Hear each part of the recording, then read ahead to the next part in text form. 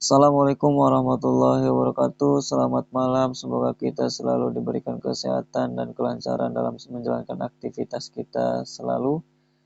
Pada kesempatan kali ini, insya Allah saya akan menjelaskan tentang metode SLR dalam penyusunan sebuah laporan.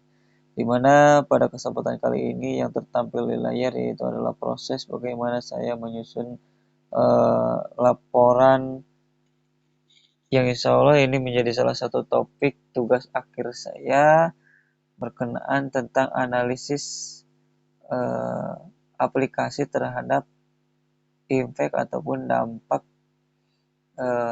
disiplin anak. Tentunya untuk menyusun sebuah SLR ini kita perlu menentukan database yang akan digunakan itu mau apa. Dan pada contoh yang kali ini saya buat yaitu database yang diambil dari Google Scholar.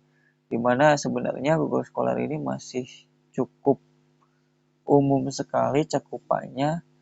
Jadi targetnya itu sebenarnya memang untuk jurnal-jurnal yang terindeks Scopus dan yang lainnya paling tidak Sinta 1. Namun pada contoh kali ini saya ambil database dari Google Scholar.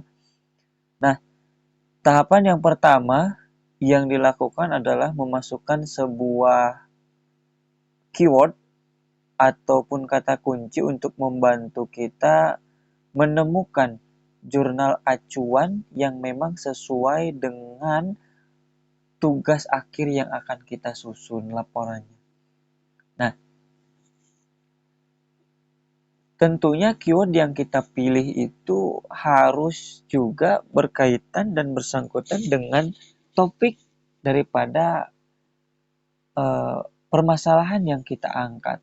Jangan sampai kita menyusun sebuah laporan dengan metode SLR ini, tapi menentukan keyword atau kata kuncinya itu tidak sesuai dengan permasalahan yang kita angkat.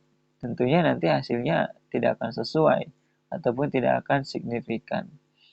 Nah, langkah yang pertama itu memasukkan keyword satu persatu sesuai dengan yang dibutuhkan kita.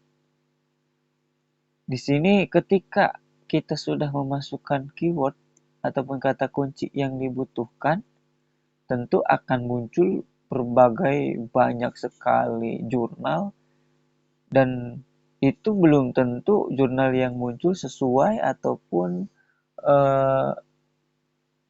sesuai dengan keinginan ataupun signifikan dengan topik yang kita ambil.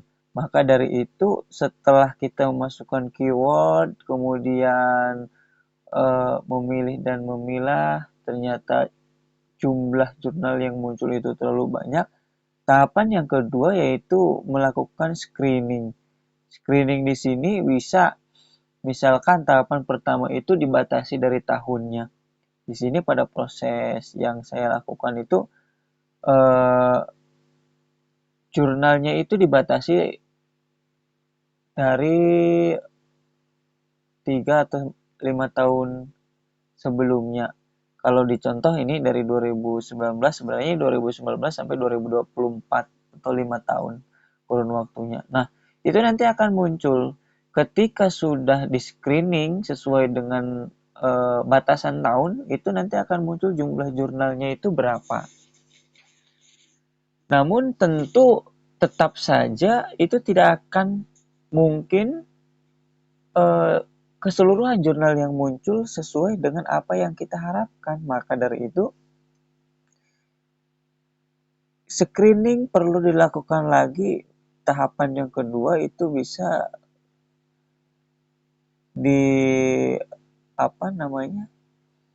dibatasi lagi. Mungkin kita bisa mencari jurnal yang relevan dengan topik kita, itu dilihat dari judulnya. Setelah itu dilihat dari juga abstraknya, dilihat dari juga isinya, sampai dengan benar-benar jurnal tersebut memenuhi kriteria yang kita butuhkan.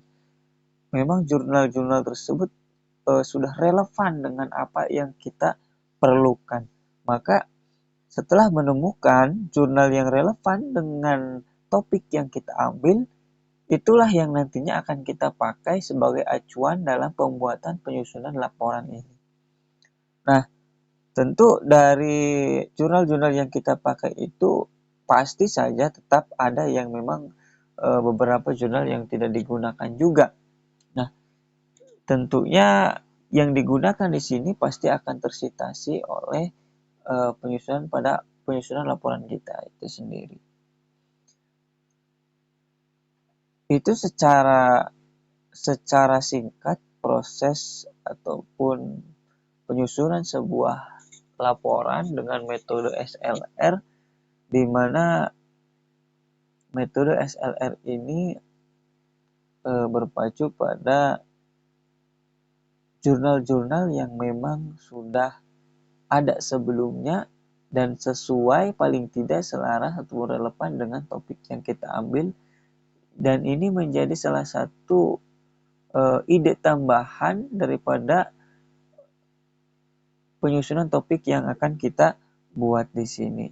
Itu adalah tahapan-tahapan yang bisa kita lakukan dalam proses pembuatan laporan dengan metode SLR. Mungkin itu saja penjelasan yang bisa saya sampaikan. Kurang lebihnya mohon maaf. Assalamualaikum warahmatullahi wabarakatuh.